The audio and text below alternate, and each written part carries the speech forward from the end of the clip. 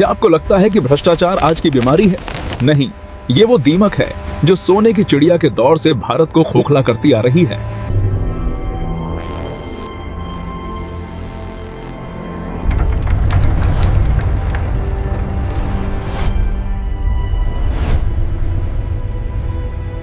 विषय है भ्रष्टाचार, लेकिन हम आज की हेडलाइंस या आजकल के घोटालों की बात नहीं करने वाले। नहीं, बिल्कुल नहीं। हम तो समय में बहुत पीछे जा रहे हैं। हाँ, ये देखने के लिए कि भारत के प्राचीन ग्रंथ इस समस्या को कैसे देखते थे। हमारे पास वैदिक दर्शन पर कुछ लेख हैं, केन्या की हिंदू परिषद की एक पुस्तिका है जिसमें गीता के हवाले है और कौटिल्य के अर्थशास्त्र का विश्लेषण भी है। तो मिशन ये है कि हम समझें कि हजारों साल पहले हमारे दार्शनिक भ्रष्टाचार को कैसे परिभाषित करते थे, इसकी जड़ें कहाँ देखते थे और सबसे दिलचस्प, उन्होंने इससे निपटने के क्या रास्ते सुझाए थे। बिल्कुल। चलिए इस विषय की तह तक चलते हैं।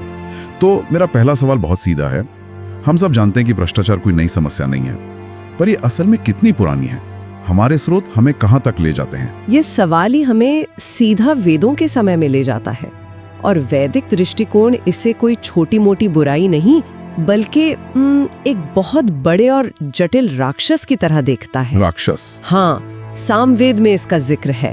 वहाँ भ्रष्टाचार को कई सिरों वाला राक्षस कहा गया है। एक मिनट, कई सिर? 9 सिर?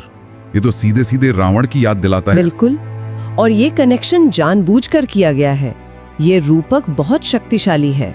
अच्छा। स्रोत बताते हैं कि भ्रष्टाचार के ये 9 प्रकार हैं और ये राक्षस मानव शरीर में 99 अलग अलग रास्तों से घुस सकता है। 99? इसका कोई गणित भी है? हाँ, इसका गणित भी समझाया गया है। ये 9 तरह का भ्रष्टाचार हमारी 5 इंद्रियों, 5 ज्ञानेंद्रियों और बाहर की ओर देखने वाले मन यानी कुल 11 द्वारों से शरीर में आता है। तो 9 गुणा 11 हुए 99। अरे वाह, और यही वो पौराणिक कनेक्शन है ना? रावण के 9 भ्रष्ट सिर जिन्हें हम दशहरे पर जलाते हैं। और महाभारत में भी तो धृतराष्ट्र के 99 भ्रष्ट पुत्रों को इन्हीं 99 स्रोतों का प्रतीक माना गया है। मतलब ये सिर्फ एक नैतिक समस्या नहीं थी, इसे एक पौराणिक बुराई की तरह देखा जा रहा था। हाँ, और ऋग्वेद भी इसी ओर इशारा करता है। एक जगह 99 वृत्रों का उल्लेख है जो बुराई की शक्तियों के प्रतीक है।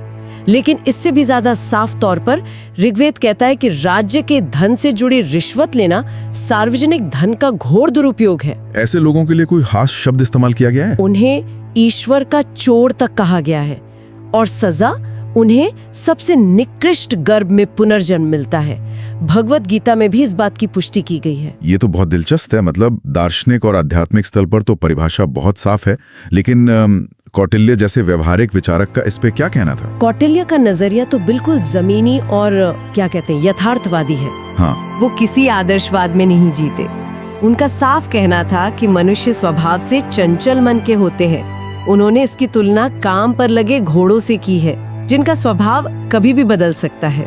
मतलब ईमानदारी कोई स्थायी गुण नहीं है उनके लिए तो बिल्कुल नहीं। और उनका वो शहद और जहर वाला उदाहरण तो आज भी उतना ही सच लगता है ना? हाँ, कि सरकारी खजाने को संभालना जीप पर रखे शहद या जहर जैसा है, जिसका स्वाद लिए बिना रहना असंभव है। ये मानवीय कमजोरी की एक सीधी और कड़वी सच्चाई है जिसे वो स्वीकार करते हैं। सबसे हैरान करने वाली बात यह है कि उन्होंने सिर्फ दर्शन नहीं दिया। मैंने पढ़ा है कि उन्होंने 40 अलग अलग तरह के गबन की लिस्ट बनाई है। हाँ, ये कोई दर्शन की किताब नहीं, ये तो पूरा एक एडमिनिस्ट्रेशन मैनुअल था। उन्होंने समस्या का पूरा पोस्टमार्टम ही कर दिया था। तो परिभाषा तो बहुत साफ है, लेकिन ये ग्रंथ इसके कारणों के बारे में क्या बताते हैं? आखिर ये समस्या पैदा ही क्यों होती है? मतलब जब समाज पदार्थ को ही सब कुछ मानने लगता है, उसे जड़ समझता है, तो धरती माँ का शोषण करने में कोई पाप महसूस नहीं होता। जरूरत से ज्यादा इस्तेमाल को पाप माना गया है। यानी जब प्रकृति का सम्मान खत्म हो जाता है और सिर्फ उपभोग ही लक्ष्य बन जाता है। बिल्कुल।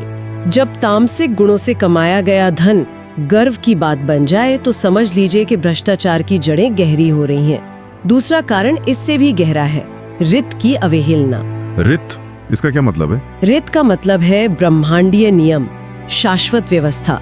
वेदों के अनुसार इंसान का जन्म विश्वकर्मा यानी ईश्वर की इस ब्रह्मांडीय रचना को बनाए रखने में मदद के लिए हुआ है। जब व्यक्ति इन नियमों को तोड़कर सिर्फ अपने स्वार्थ के लिए काम करने लगता है तो समाज में भ्रष्टाचार फैलता है। तो एक तरफ प्रकृति से अलगाव और दूसरी तरफ ब्रह्मांड के नियमों से, और वो केन्या वाली पुस्तिका में इच्छा को भी एक बड़ा कारण बताया गया है। हाँ, इच्छा को तो मूल कारण माना गया है। भगवत गीता के आधार पर पूरी प्रक्रिया समझाई गई है। कैसे?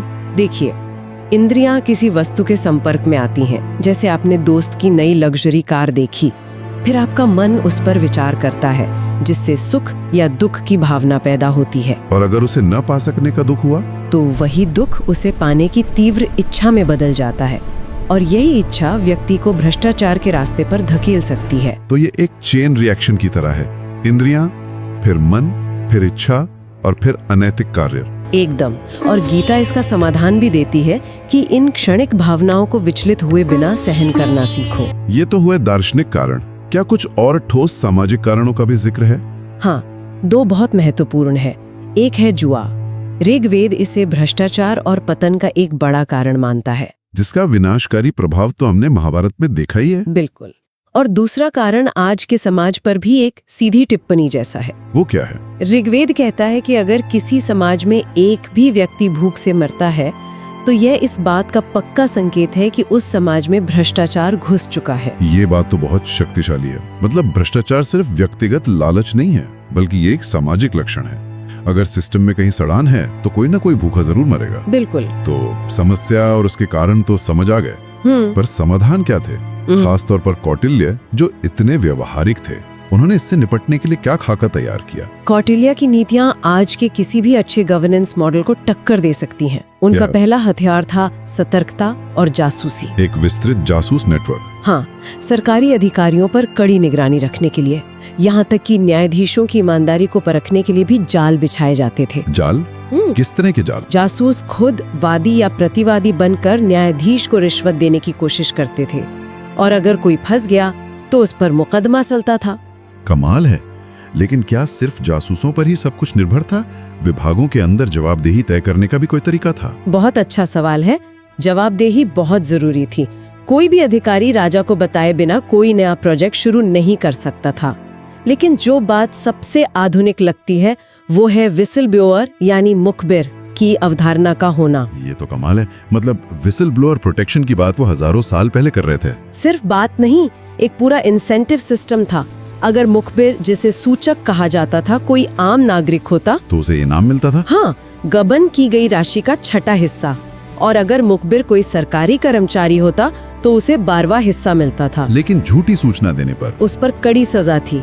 इससे सिस्टम का दुरुपयोग रुकता था। मतलब सिर्फ सजा का डर नहीं, बल्कि ईमानदारी के लिए इनाम भी था। एक संतुलित सिस्टम बनाने की कोशिश थी, ताकि वे दूसरों के लिए एक मिसाल बने। और कुछ संरचनात्मक सुधार भी थे, जैसे अधिकारियों का तबादला करते रहना। हाँ, नियमित रूप से तबादला करना, ताकि वे किसी एक जगह पर जड़ें जमाकर अपना भ्रष्ट नेटवर्क न बना सके। ये तो हुआ कौटिल्य का एडमिनिस्ट्रेटिव ब्लूप्रिंट। लेकिन वेदों में जहां भ्रष्टाचार को एक दैवीय अपराध माना गया, वहां सजा का क्या प्रावधान था? वैदिक दंड विधान भी बहुस्तरीय था। पहला और सबसे प्रभावी था सामाजिक बहिष्कार, समाज से बाहर कर देना। हाँ, ऋग्वेद और यजुर्वेद साफ कहते हैं कि भ्रष्ट लोगों को समाज के 4 प्रमुख वर्गों के साथ घुलने मिलने की अनुमति नहीं होनी चाहिए। यहाँ तक कहा गया है कि जो लोग भ्रष्टाचार की तारीफ करते हैं उनसे भी दूर रहना चाहिए। और दैवीय दंड? वो तो था ही, निकृष्ट गर्व में पुनर्जन्म। ये माना जाता था कि एक भ्रष्ट व्यक्ति कभी मोक्ष प्राप्त नहीं कर सकता, और मनुस्मृति तो इसे कानूनी रूप देती है। मतलब कोई भी कानून से ऊपर नहीं है? कोई भी नहीं। अगर कोई ब्राह्मण भी भ्रष्ट आचरण करता है तो वो भी दंड का भागीदार है। तो सजा भी 2 स्तरों पर थी, इस जीवन में सामाजिक बहिष्कार और अगले जन्म में आध्यात्मिक पतन। हाँ, मतलब बचने का कोई रास्ता नहीं था। राज्य के नियम और समाज की सजा, ये सब तो ठीक है, लेकिन आखिर में तो बात व्यक्ति पर ही आती है। एक इंसान खुद को इस जाल में फंसने से कैसे बचाए? इस बारे में हमारे स्रोत क्या कहते हैं? यहीं पर भगवत गीता और स्वामी विवेकानंद की शिक्षाएं रास्ता दिखाती हैं। गीता का सार है, तुम्हें अपने निर्धारित कर्तव्यों का पालन करने का अधिकार है, लेकिन तुम अपने कर्मों के फल के अधिकारी नहीं हो। यानी कर्म करो, फल की चिंता मत करो का सिद्धांत। ये तो भ्रष्टाचार के खिलाफ एक प्रैक्टिकल हथियार भी है। कैसे? अगर आप नतीजे से जुड़े ही नहीं हैं, तो उसे बदलने के लिए गलत रास्ता क्यों अपनाएंगे? एकदम सही। भ्रष्टाचार तब जन्म लेता है जब इंसान काम को छोड़कर उसके फल से यानी व्यक्तिगत लाभ से खुद को जोड़ लेता है। समाधान है निस्वार्थ सेवा और दूसरा समाधान है इंद्रियों पर नियंत्रण। वो कछुए वाला उदाहरण। हाँ, भगवान कृष्ण कछुए की बहुत सुंदर उपमा देते हैं। जैसे कछुआ खतरे को भांपकर अपने अंगों को कवच के अंदर खींच लेता है, वैसे ही इंसान को अपनी इंद्रियों को बाहरी वस्तुओं के आकर्षण से खींच लेना चाहिए। अगर इंद्रियां मन को संकेत ही नहीं भेजेंगी तो इच्छा का वो विनाशकारी चक्र शुरू ही नहीं होगा। बिल्कुल, और स्वामी विवेकानंद इसे आत्मविश्वास से जोड़ते हैं। अच्छा। वो कहते हैं कि स्वार्थ कमजोरी की निशानी है। जो व्यक्ति खुद पर, अपनी आत्मा पर विश्वास नहीं करता, वही असली नास्तिक है। लालच हमेशा कमी की भावना से पैदा होता है। ये डर कि मेरे पास पर्याप्त नहीं है। हाँ, इसका इलाज है आध्यात्मिक शिक्षा। ये समझना कि हम सब एक ही चेतना का हिस्सा हैं। उपनिषदों का महावाक्य है तत्त्वम असि, तुम वही ब्रह्म हो। तो अगर मैं आप में खुद को देखूंगा तो आपको धोखा कैसे दे सकता हूँ? ये तो खुद को धोखा देने जैसा हुआ। यही इसका आध्यात्मिक समाधान है। इसके लिए मन को शांत करना और नकारात्मक विचारों को खुद से दूर रखना जरूरी है। चलिए अब तक की चर्चा को समेटते हैं। हमने देखा कि भ्रष्टाचार कोई आज की समस्या नहीं है। हजारों साल पहले भारतीय विचारकों ने इसे न सिर्फ परिभाषित किया, बल्कि इसके कारणों की भी गहरी पड़ताल की।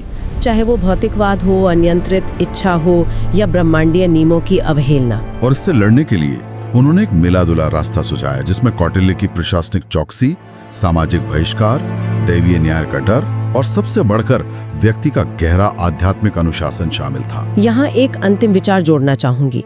कौटिल्य का वो प्रसिद्ध कथन कि जिस तरह जीभ पर रखे शहद का स्वाद न लेना असंभव है, इसे अक्सर निराशावादी नजर से देखा जाता है। हाँ, जैसे कि वो कह रहे हो कि भ्रष्टाचार तो होकर ही रहेगा। लेकिन ये निराशावाद नहीं है, ये इंसान की कमजोरी की एक यथार्थवादी स्वीकृति है। और ये बात कौटिल्य के सिस्टम को और भी प्रभावशाली बनाती है, क्योंकि वो इस कमजोरी को जानते हुए भी इसे एक बहाना नहीं बनने देते। इसके बजाय वे एक ऐसा ढांचा तैयार करते हैं जो मानवीय प्रवृत्ति के बावजूद राज्य और व्यक्ति को एक आदर्श की ओर ले जाने की कोशिश करता है। बिल्कुल। और यहीं पर हम अपने श्रोताओं के लिए एक विचार छोड़ जाते हैं। इन प्राचीन स्रोतों से ये बिल्कुल साफ है कि व्यक्ति की आंतरिक स्थिति, उसकी इच्छा, उसकी कमजोरी, उसका स्वार्थ और पूरे समाज के स्वास्थ्य के बीच एक सीधा और गहरा संबंध है। आज जब हम भ्रष्टाचार से लड़ने के लिए सिर्फ प्रणालीगत और कानूनी समाधानों पर जोर देते हैं, तो क्या हम व्यक्ति की उस नैतिक और आध्यात्मिक नींव को मजबूत करने की अहमियत को भूल गए हैं?